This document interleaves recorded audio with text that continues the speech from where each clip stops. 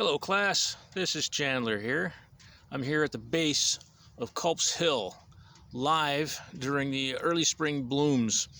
You can see the sign here behind me which illustrates the fishhook and shows its relative position. We'll get a closer look on that in a second here.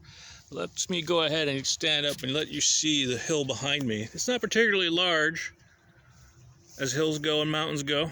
This area here you can see is almost exactly the way it was at the time of the battle. It's all been preserved thanks to the efforts of the Battlefield Preservation Society here, or association. You can see Cemetery Hill beyond. There's a monument there to one of the generals. I believe that's the Hancock statue. And you can see several others out here as well, smaller monuments. Now again, looking at the hill, you can see again it's not very large. There's a lower hill and an upper hill. The lower hill's beyond. There's an observation tower or a platform on top of this hill. You can see it's very heavily wooded.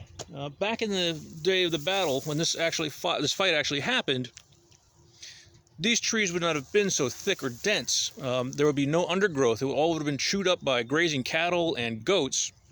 And the large old growth trees you see would not have been there because this hill was regularly harvested for firewood. The Culp family that owns it still owns a lot of the area around here, the surrounding farms. Is next door. It's also preserved. They would have used that hill for everything, for firewood for their friends, their family, all kinds of different purposes, from building, wood as well, so that it wouldn't have been quite so heavily forested. But you can see that it may have been a challenge in full bloom in the summer when all the trees had all their foliage on them. It could have been a challenge to negotiate that slope.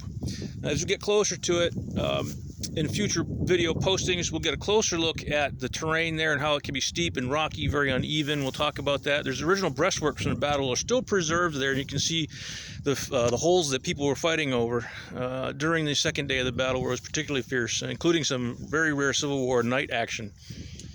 But you can see the hill. I wanted to have a good look at that, put that into perspective. Let's get a closer look now at the Fishhook Map we talked about earlier. Culps Hill is the barb of the famous fish hook. You can see the trees in the picture there depicted by Mr. Edwin Forbes. That sketch of action there he's showing. The trees are lighter and less dense than they are today. This is the larger fish hook. We are down here at the Culps Hill section, Cemetery Hill beyond, and of course the famous Round Tops 2 miles distant from here.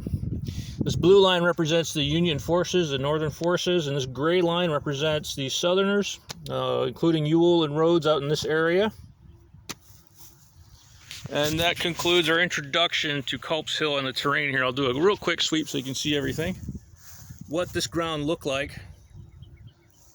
Some things to keep in mind as you analyze the battle and the actions that happened here.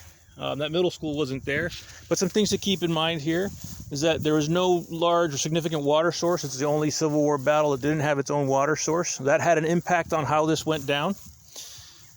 There's a spring on the other side of Culps Hill, a very important water supply there. That was very key and very important to have control of. Other things including the fatigue and the tiredness that some of these troops brought in with them. Some soldiers marched 25 miles in a single day to get here. It was a super heroic, superhuman feat. And you'll read more about that later on if you're looking into other parts of the battle, but we're going to focus on Culps Hill and the action here, and Mr. Ewell's, Lieutenant General Ewell's role in that, and how he was kind of scapegoated, whether or not that was appropriate or not.